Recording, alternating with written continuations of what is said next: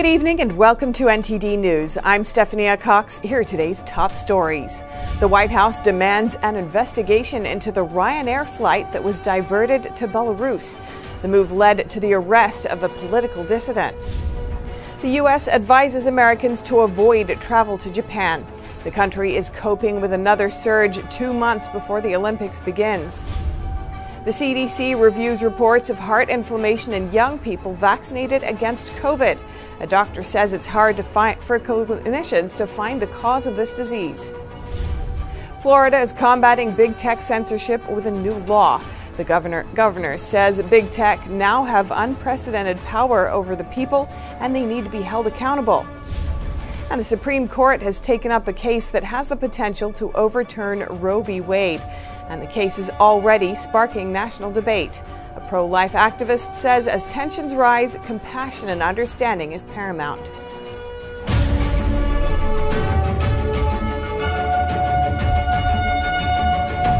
The Biden administration says it's outraged over Belarus's decision to divert a plane and arrest an opposition journalist.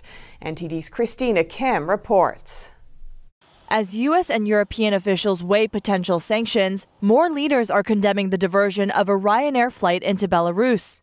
A journalist from Belarus, Roman Protasevich, was on board a Ryanair flight on its way to Vilnius, Lithuania, from Athens, Greece. But as the flight was in the Belarusian airspace, President Alexander Lukashenko ordered a fighter jet to escort it to land in the capital, Minsk. 26-year-old Protasevich, who had fled his home country earlier, was arrested upon landing and faces charges that carry a prison sentence of up to 15 years.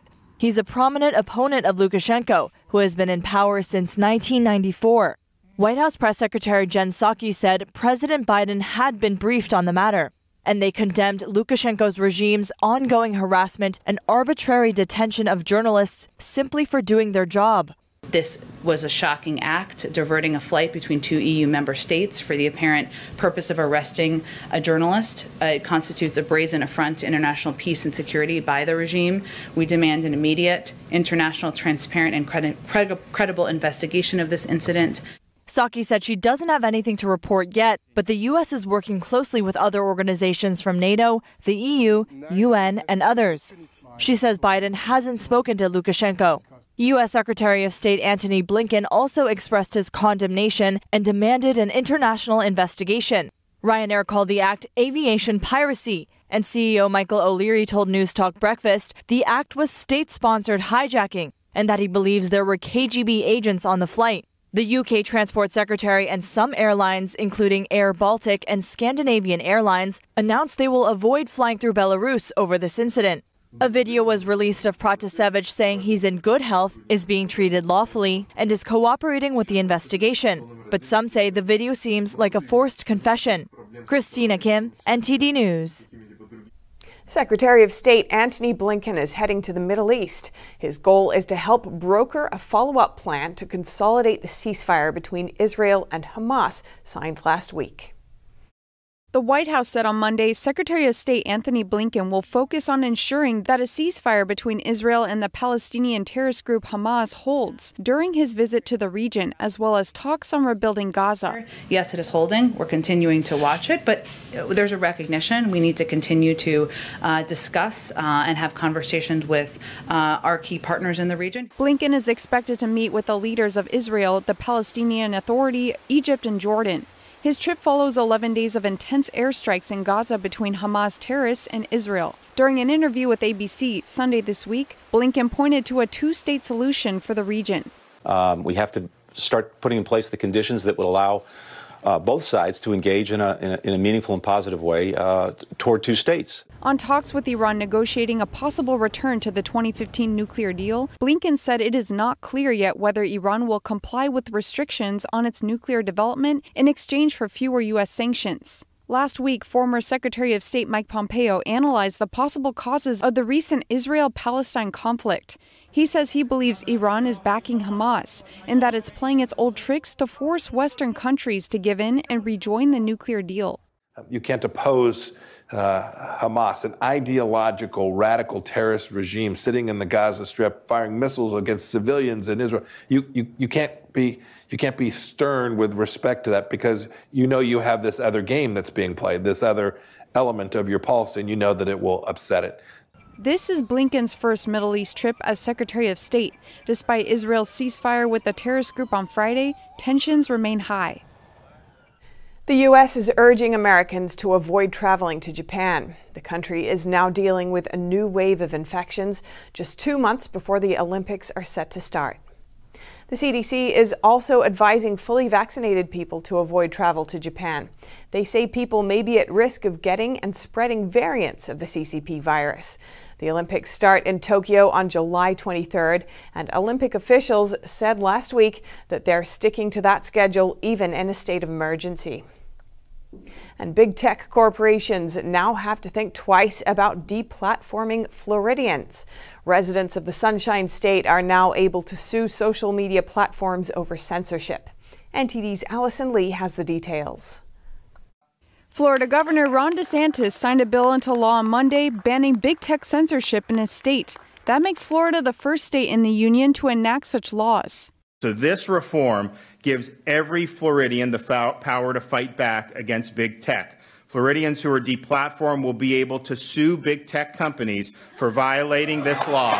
Under the new law, courts can award up to $100,000 in monetary damages for each proven claim.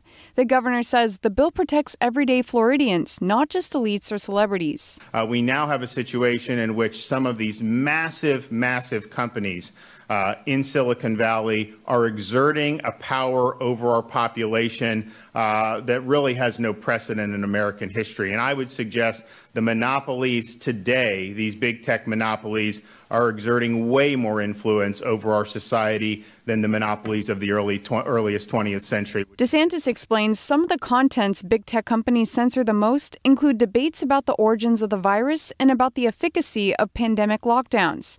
He says big tech are penalizing people for suggesting that the virus might have leaked from the Wuhan lab. But you remember when people last year were raising that as something that needed to be investigated, they were deplatformed for talking about the lab leak. They were censored for having said that. And now even Fauci admits that this may be something that very well is the case. Are they going to now censor Fauci? To prevent big tech from interfering in elections, the new law also allows the state to fine social media companies $250,000 per day for deplatforming any state-level political candidates. Florida's Attorney General can bring action against big tech if they violate this law. DeSantis believes other states will follow suit. It starts in Florida, but it doesn't end in Florida, he says. Allison Lee, NTD News. And now we hear from political expert Cameron Schulte from the Heartland Institute. He explains that it's possible for an individual state such as Florida to rein in multinational companies like Twitter. That's because the Federal Communications Decency Act allows states to create their own regulations as long as they don't conflict with federal law. We hear more from NTD's Kevin Hogan. I think this Florida bill sends a strong message to the big tech companies, the Facebooks, the Twitters, the Amazon, the YouTubes, and says, you know what, political speech, religious speech is sacrosanct to Floridians, to Tennesseans, to Texans, to any state that's looking at measures like these. I think it's saying free speech is sacrosanct, and you may not always agree with what's being said, but as long as it comports with federal and state law, then we should vaunt this language. And now, do you think this bill will cause Congress to have to come up with a comprehensive regulation for social media companies? Well, in my opinion, I'm not sure that Congress needs to do anything beyond what they've already done. They've already provided that federal framework, those federal rules, Section 230 of the 1996 Telecommunications Decency Act. They've already said, here are the parameters within which you must comport. And we've seen that social media companies simply just aren't doing that. It's not necessarily a question of whether Congress needs to step in and regulate. I think it's a question of whether social media companies will continue to have their cake and to eat it too, and whether they will continue to abide these rules and regulations. Now, critics have said that this bill would prevent social media companies from banning people who do, in fact, incite violence. What do you have to say about this? I don't think that's true. I think they're wrong. Simply that under federal law, incitement to violence is already illegal across several different statutes, and those are even referenced inside Section 230. So a rule such as Florida's, a law such as Florida's, wouldn't apply here because that is already illegal activity under federal law, and the Florida law does not undermine Section 230. Dozens of teens and young adults vaccinated against COVID have developed heart inflammation this year.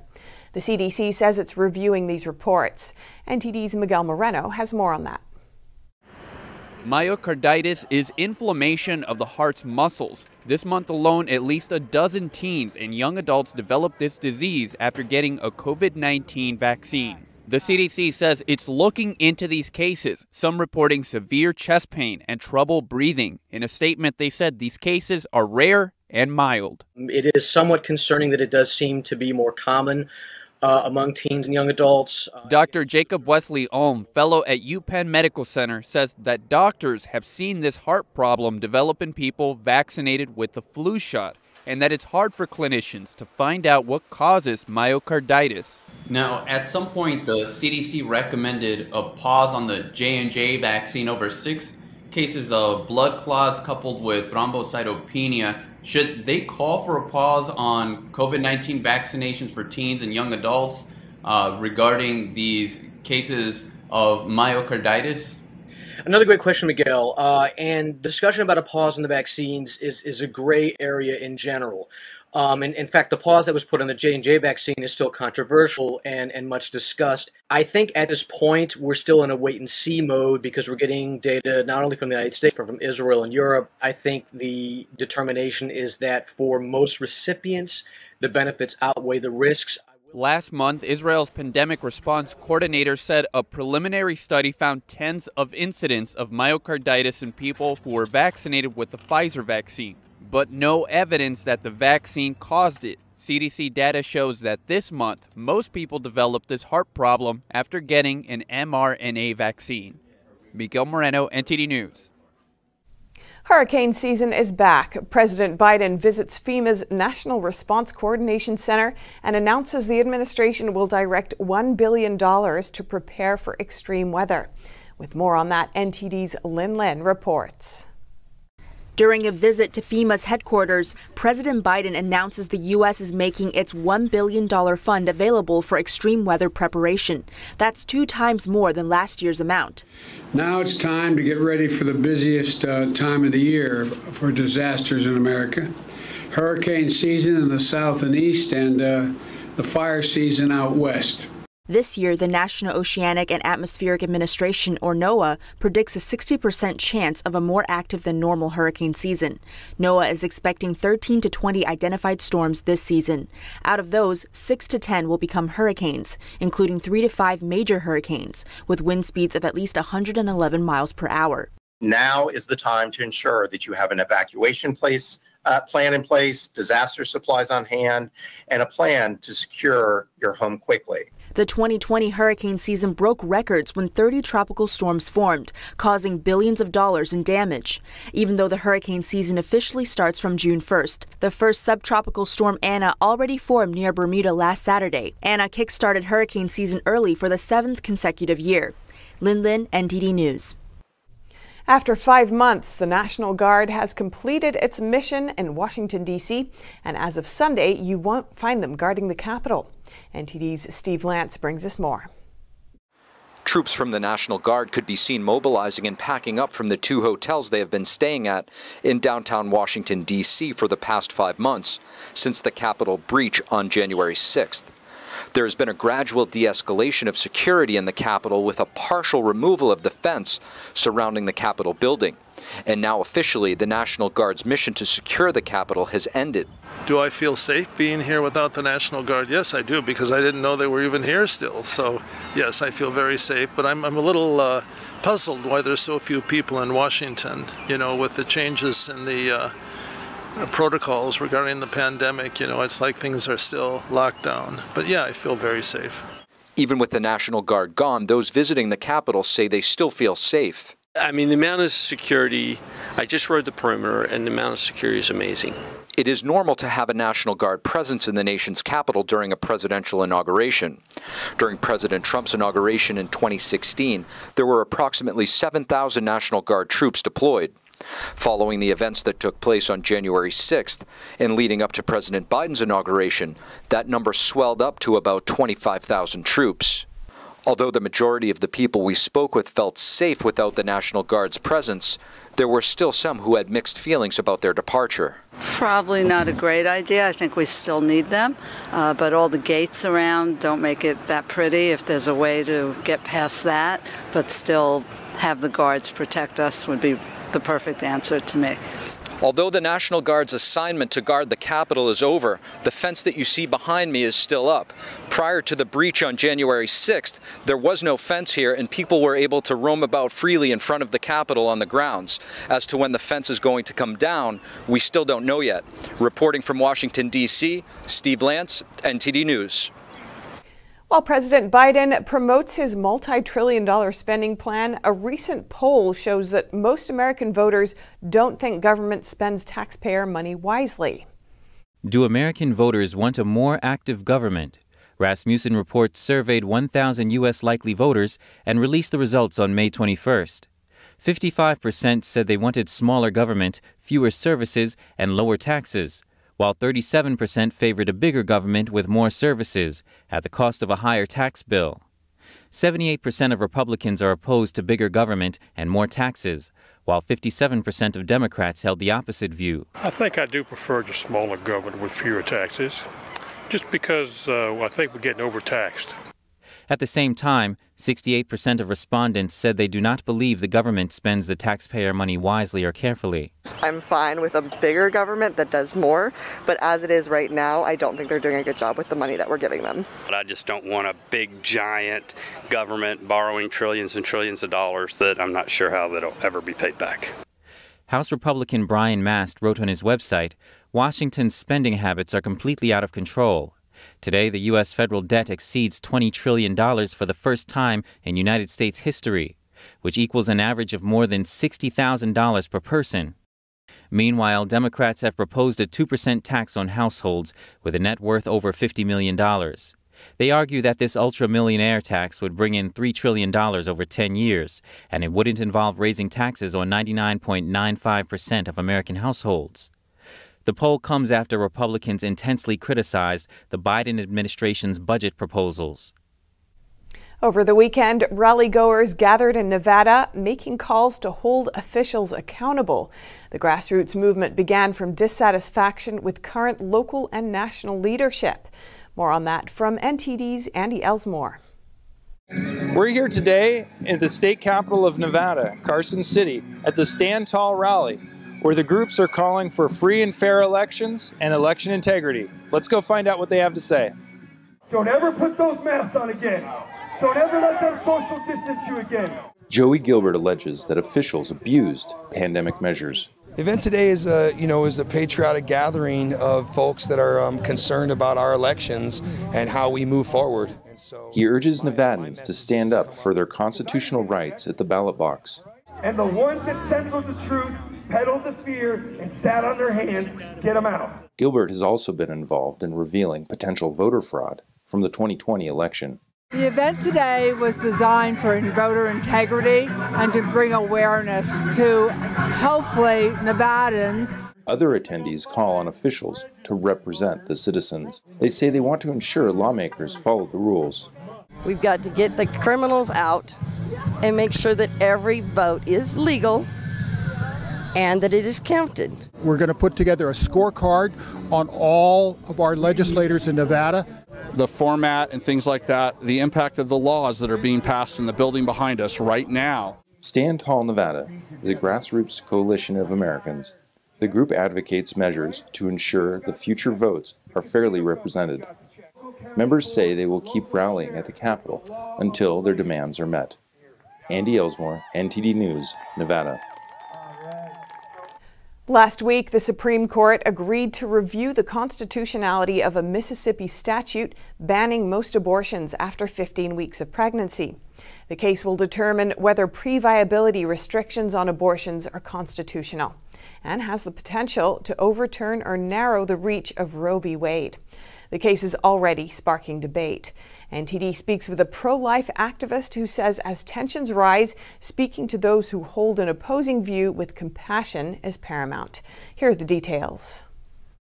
Abortion is one of, if not the most contentious issue of our time, with people on both sides of the argument feeling very strongly about their position. Pro-life activist Abby Johnson, who used to work for abortion provider Planned Parenthood, says tensions are going to be heightened as the Mississippi case is heard. And she expects the issue to create more division between those who support abortion and those who don't. Johnson says during this time, the most important thing people need to remember is to have compassion and understanding. I believe that tensions are going to be heightened over the next few months. I think that the pro-life movement needs to, this is an opportunity for us to, when we speak of this issue, when we speak of abortion, particularly on social media, to do so with compassion, understanding that many of the women who support abortion, many of those who are pro-abortion they carry those beliefs because they themselves are post-abortive. And so Johnson runs a nonprofit that helps abortion clinic workers leave the abortion industry. Her organization offers a variety of support mechanisms, but she's said that often the most important form is emotional support. She says that many pro-abortion advocates have likely had abortions themselves. So when access to abortion is threatened, it is very personal for many people. Always remember that we're dealing with many times wounded people, and they may not even understand that wound themselves. And sometimes that anger is just a mask for hurt. Johnson has said that many pro-lifers make the mistake of being judgmental of or condemning those who've had abortions or advocate for them. But she says this is not the way. A lot of women are scared about what an unplanned pregnancy could mean for them if they don't or can't get an abortion. And many women feel alone. So Johnson says the pro-life movement needs to always offer resources to help women through their pregnancies. Johnson is optimistic about the Supreme Court's ruling because she says a lot of medical and technological breakthroughs have happened since 1973, when Roe v. Wade became law. So our understanding of fetal development and when babies become viable outside of the womb has changed. After almost 50 years of legal abortion, she says we now know more about the emotional and psychological harm abortion can have on women. Georgia held its Memorial Day ceremony in honor of the men and women in the military who sacrificed themselves for their country. The annual event was canceled last year due to the pandemic, but attendees say they're blessed to be able to do it now. NTD's Dawn Tran has the details. At Georgia's Capitol building, state officials and old-time veterans came together for one purpose: to honor the military members who made the ultimate sacrifice in defense of their country. The ceremony pays homage to the 1.3 million men and women who laid down their lives while serving in the U.S. military. As we remember those we have lost, let us offer a thank you for their service and their sacrifice. In their memory, we honor their families. We honor their friends. We honor all those they left behind. Several military veterans were in attendance, including Douglas Middleton. He served in the U.S. Army for 30 years, with multiple tours in Germany and Vietnam. He said Memorial Day is important because it gives us the chance to thank those who sacrificed their lives for our civil rights. That's what soldiers, sailors, airmen, and Marines defend. Our ability to be able to do all those freedoms that are given to us in the Bill of Rights of the Constitution. So it's important that those that fought for that and died for that are not forgotten. We owe them an immense debt of gratitude. State Senator Ed Harribson also served in Vietnam. Some of his friends lost their lives in the war there, and so he wants to extend his appreciation to those who sacrificed for the country. Every war has its casualties, and we should, who survive, be the ones who carry on the torch for them. That is, make sure we remember that we never forget that they paid the price to keep America free.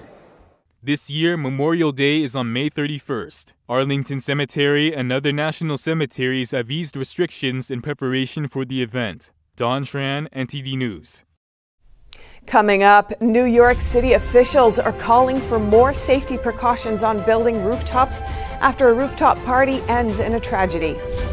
And a 50-year-old golfer won the PGA Championship, making him the oldest person to ever win the golf tournament. That and more on NTD News.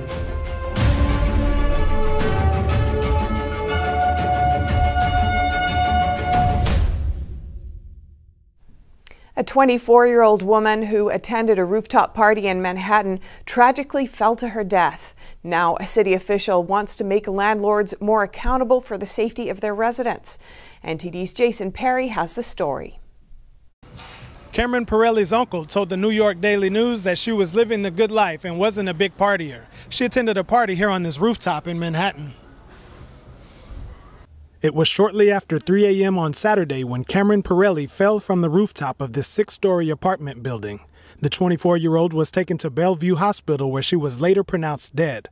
Her uncle Michael Pirelli said he's heard 3 different versions of what happened to Cameron. One person said she was jumping from one building to the next. Another person said she was walking on an air-conditioned vent, and someone else said she slipped. The NYPD responded to the incident and says the investigation is still ongoing. New York City residents agreed there is a lack of safety precautions on rooftops. So if you have a roof, it should have fencing, and you should assume that people are ultimately going to find their way up there. And so, the city should make sure that landlords make those spaces safe. They should have more protection up there so they can't fall over or try to go to the next building. The regulations and come from the city, so the city should be the people that help and make sure that landlords are actually doing their jobs and keeping people safe. This rooftop gathering is reportedly the latest in a string of weekly parties that exceeded the safe occupancy levels.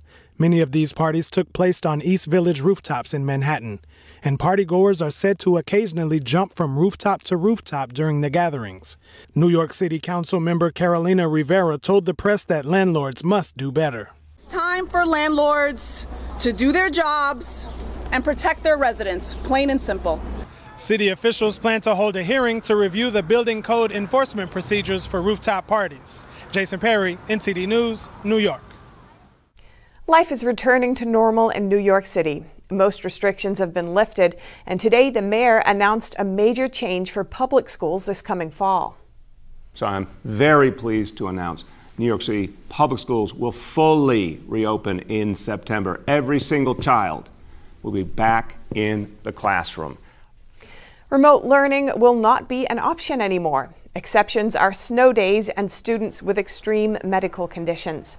Parents will be able to visit their children's classrooms starting in June to see all the measures taken to reduce virus transmission. Right now, schools have a 3 feet distancing rule, but the mayor said that might change by the time fall comes around. All children and teachers are required to wear masks in the classroom. And up next, Michelangelo's Sistine Chapel has long been a sacred masterpiece. Now, if you're visiting Chicago, you can enjoy the art up close. And also in Chicago, cats are on the patrol. The local Humane Society releases the cats as a solution to the city's rat problem. More in just a moment on NTD News.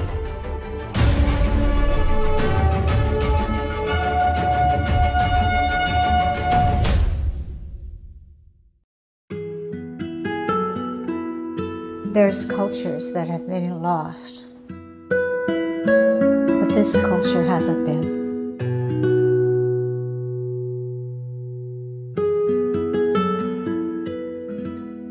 The artist is showing us our sense of who we are, where we came from.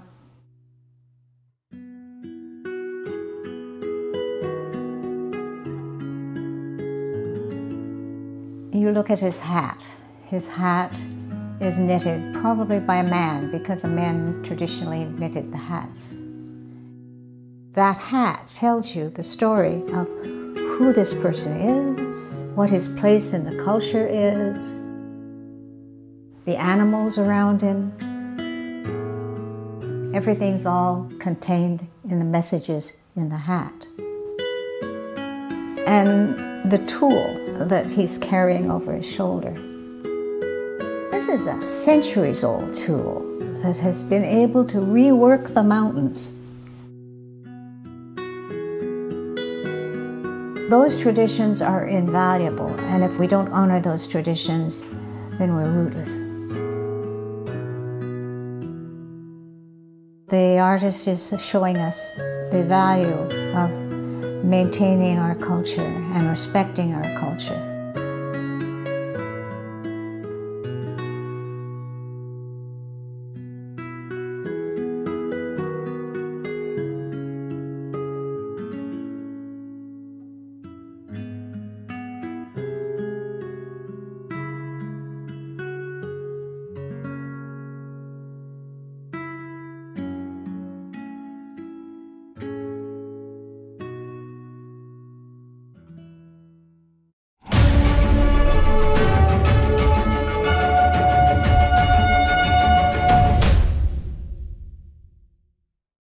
Many athletes peak at a young age, but few give up their enthusiasm for the sport. Now, a 50-year-old pro golfer has just broken the record as the oldest person to win the PGA. NTD's Arian Pazdar reports. Phil Mickelson is the oldest person to ever win the PGA Golf Tour at age 50. I believed for a long time that I could play at this level again. I didn't see why I couldn't, but I wasn't executing the way I believed I could. At the final hole, Mickelson's approach shot landed perfectly on the green.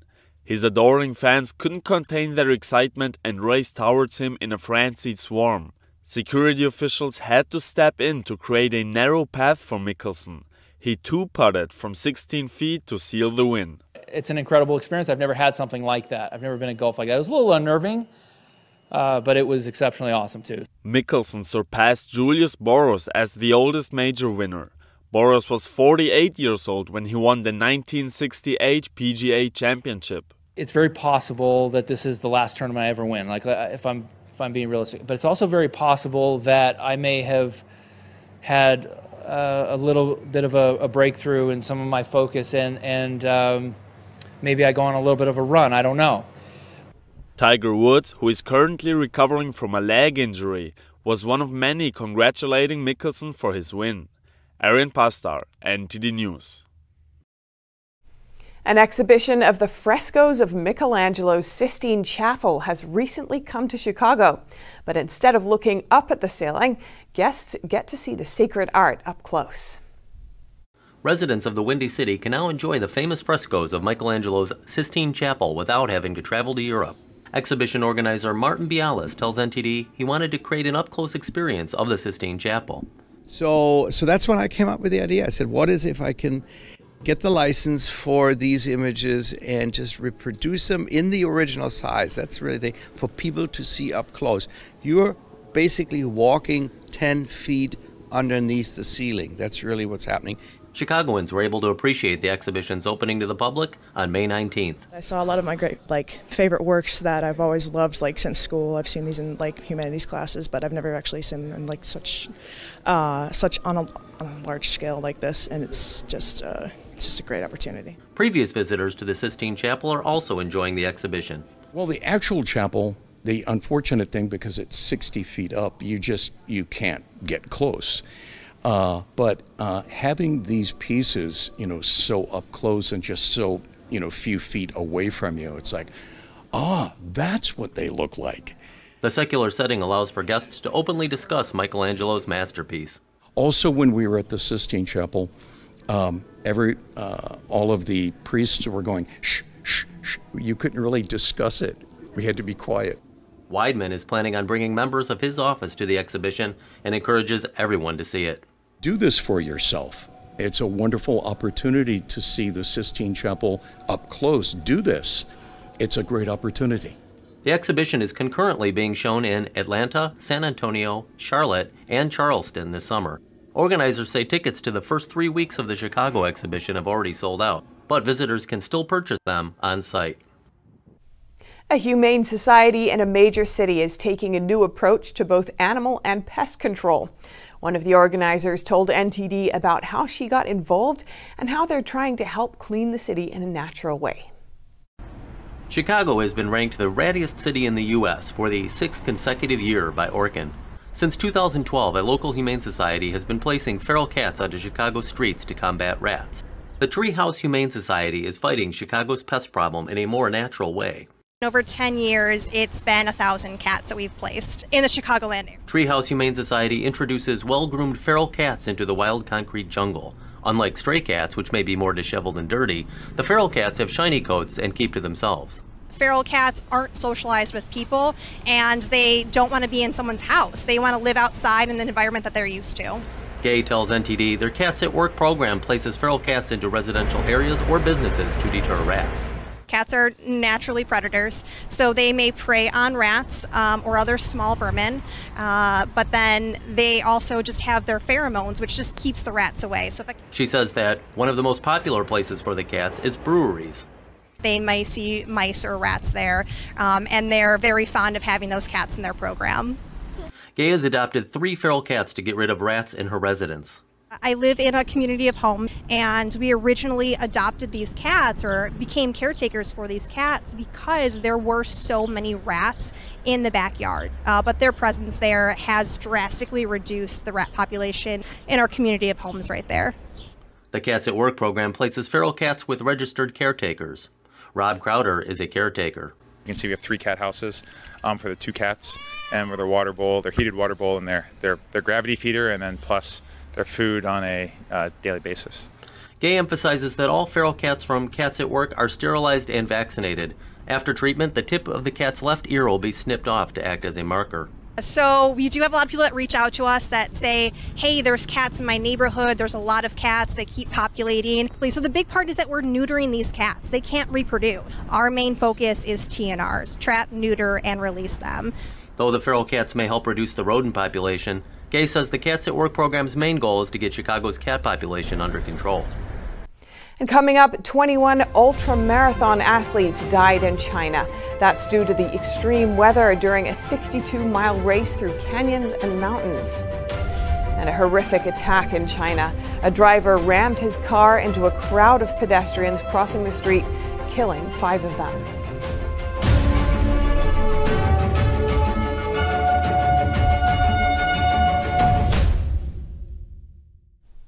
21 people are dead in northwestern China's Gansu province. That's after extreme winter temperatures struck the area during an ultramarathon. State media Xinhua reported the tragedy on Sunday, immediately sparking public outrage. The 62-mile race kicked off 9 a.m. on Saturday near a site along the Yellow River. Nearly 200 runners took off from the starting line, clad in t-shirts and shorts under cloudy skies. Photographs of the kickoff were posted on social media. The route takes runners through deep canyons and up to elevations of over 3,000 feet. By midday Saturday, a mountainous section of the race was hit by hail, freezing rain, and strong winds. Temperatures there plummeted. Xinhua News Agency reported that over 1,200 rescue workers were dispatched to look for them. Over 170 people took part in the race. By Sunday, 151 had been confirmed safe. State-run media announced that one last missing runner was found dead at 9:30 a.m. on Sunday, bringing the death toll to 21. The death sparked outrage on Chinese social media, mainly directed at local officials over their lack of contingency planning. Several official weather reports had predicted strong winds and drops in temperature over the weekend. Insiders say the top candidates in China's ultramarathon circle make up half of the casualties, including the top athlete Liang Jing. Liang's coach later found out that Liang had skinned both of his knees before his death. The coach assumes that's due to tripping and stumbling as the temperature dropped. He explained that even for professionals, if athletes' body temperature drops too quickly and help can't get them in time, they won't be able to hold for more than 10 or 20 minutes. He said, after that, the blood vessels will be frozen and life cannot be sustained. Another candidate who lost his life was Paralympic champion Huang Guangjun. He lost his hearing at a very young age due to an illness. He was only 34 years old. According to Chinese media, Huang's family struggles financially, and he earned his living mainly from participating in various small-scale marathon races. He reportedly participated in the race in hopes of earning a few $100s in prize money. 5 are dead in China, killed by a motorist who drove his car into a crowd. He reportedly committed the crime after getting word that his investment projects had failed. Just a warning, the following story may be disturbing. NTD's Tiffany Meyer has more. A car drove into a crowd of pedestrians in northeastern China's Dalian city on Saturday, killing 5. Chinese state-owned media reported on the incident on Sunday. And just a warning, some viewers may find the following footage disturbing due to its graphic nature. The car drove into people crossing a street and fled the scene. 4 people died at the scene, and another was confirmed dead after being sent to a hospital. 5 other people got injured. The driver fled the scene, but the police caught him after he got into another crash with a truck. Chinese state-owned media reported that the driver was a 32-year-old hairdresser. His investment plans failed, and he wanted to retaliate against society. Authorities were able to determine that he was not driving under the influence of drugs or alcohol. Chinese media said further investigation is underway. China's flood season is kicking off earlier than usual this year. In recent days, the first waves of peak water flow have already arrived in 2 major rivers located in China's southeast Jiangxi province. As of Sunday, some areas of the Shou River had risen to over 65 feet high, slightly exceeding the area's flood warning levels. That's according to local media reports. Heavy rainfall this month has led to unusually high water levels in the river. It reached the local flood warning level about a month and a half sooner than last year. Its current water level is already about 11 feet higher than last year's measure. Another river also reached its peak flow levels over the weekend. Water levels in the Gan River climbed dangerously close to flood levels as of Friday. The Jiangxi Emergency Management Department announced that over 560,000 people had been affected as of Sunday. Officials also revealed that the flood levels had already racked up around $60 million in damages. And these figures may not even fully represent the true after effects. Due to the Chinese Communist Party's history of covering up crisis data to protect its reputation, these numbers may be underreported.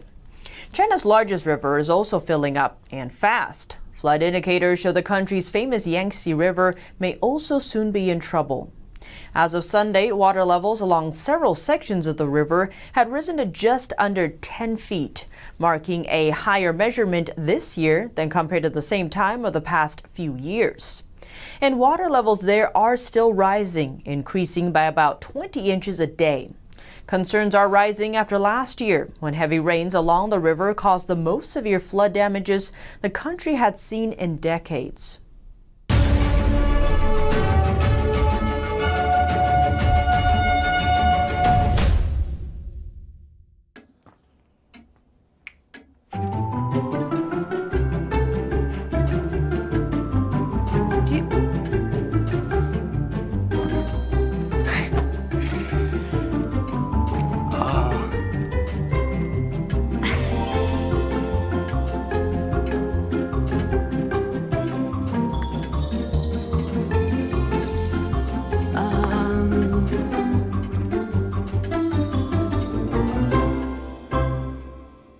Listen, you're my friend. I noticed you haven't really been yourself recently.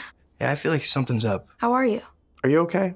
Is there anything you want to talk about? I just want to know how you're feeling. And listen, even if you don't know what to say, I'm here to talk. No matter what you're going through, I just want you to know I'm here. I've got your back. When you want to talk, I'm here.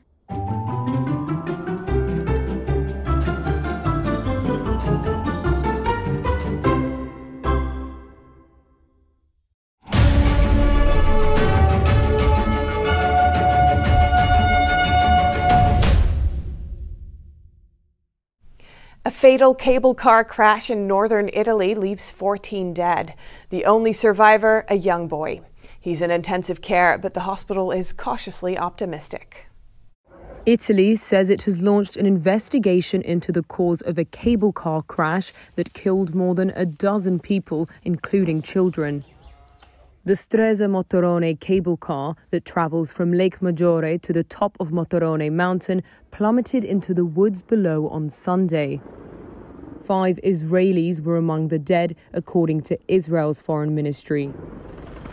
Italy's Alpine Rescue Service said that 2 children were taken by helicopter to a pediatric hospital in the nearby city of Turin. The hospital said 1 child, believed to be between 9 and 10 years old, died after suffering cardiac arrests.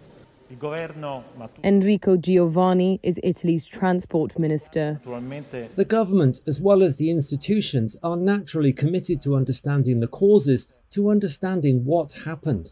But they are also committed to being close to the families of those who lost their lives, in particular the child who, as you know, is in hospital in Turin in a critical condition and who has already been seen by one of his family members in order to provide some assistance. At this moment, assistance to the family members is a crucial element. The Stresa Motorone lift had only recently reopened following the gradual lifting of coronavirus restrictions. Stresa's mayor, Marcella Severino, spoke to reporters near the scene. It's a terrible moment for me and for our community, and I think also for the whole of Italy, especially in this moment when we are just beginning to restart.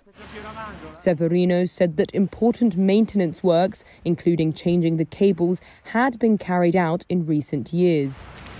Prosecutors in Milan said they had opened an investigation into involuntary homicide and negligence, according to local media. London's Royal Choral Society have performed Handel's Messiah every year at the Royal Albert Hall for nearly 150 years.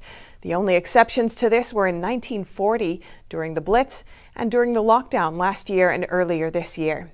But now the performance is back and set to take place on Trinity Sunday this weekend. NTD's Neil Woodrow talks with the music director who will be conducting the performance. Almost every year since 1876, the Royal Choral Society has performed Handel's Messiah on Good Friday afternoon here at the Royal Albert Hall. During 2020's lockdown, the company had to remotely stream the performance of this 1741 oratorio. But this Sunday, they'll be back performing it live once again. Music director Richard Cook is conducting the piece as it returns to the Royal Albert Hall and has done so for 25 years. He says it's the most popular choral piece known because of its sheer stature in terms of composition. You go through the overture and immediately you're launched into the depths of Comfortee, My People, the beautiful recitative that begins the singing part. And throughout the work, there are moments of great poignancy. He says the sense of occasion builds in the piece as it reaches the Hallelujah chorus. Handel really did achieve a magnificence in the last section of Messiah. It had been going on all the way through. But for me, it's an ever more humbling experience and an uplifting one. He says one of the highlights is the Amen chorus, finishing with a top A in the sopranos. It really can't fail to move you, and the more you know it, you expect your favourite moments. You know when they come and you sense a sort of glow all around you, performers and audience alike, when one of the most beautiful moments happens. The performance will include 119 members of the RCS choir, including 4 soloists. Cook says he typically has no nerves stepping up to conduct Messiah, just a sense of occasion and awe, but things don't always go as planned.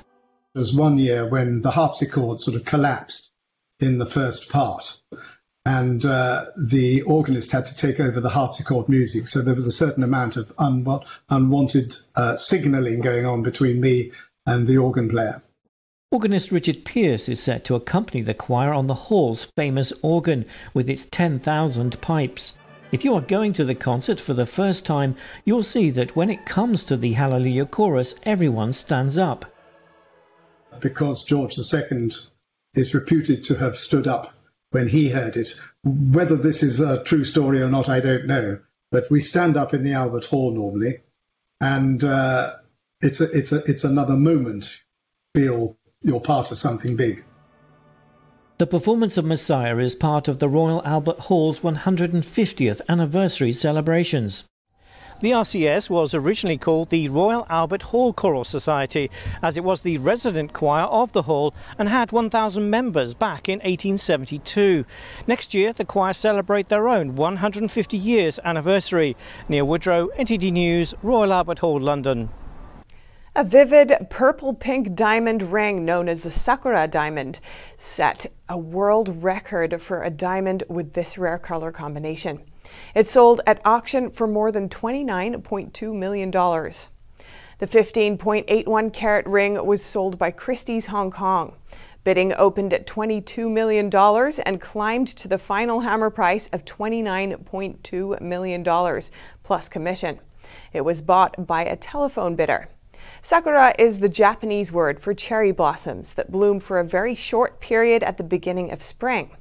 The previous price record for a purple-pink diamond is held by the Spirit of the Rose. The 14.83 carat stone sold at auction for more than $26.6 million at Sotheby's, Geneva in November 2020. And that's all for today's news. Thanks for tuning in. I'm Stephanie Cox.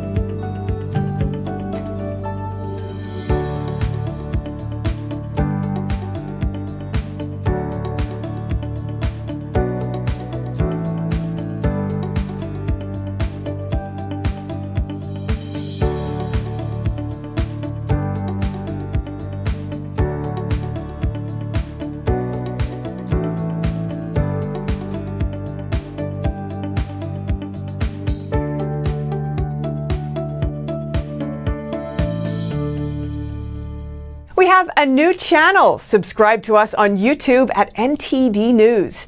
Get the highlights of our news broadcast and the most important headlines that we curate especially for you. Don't let YouTube decide what information you get. That's your choice. YouTube is deleting our videos and cuts you off from a source of honest reporting. Make sure you don't lose access to NTD's news content, and take a quick moment to subscribe to our newsletter so no matter what happens here, you'll keep your access to a trustworthy news source.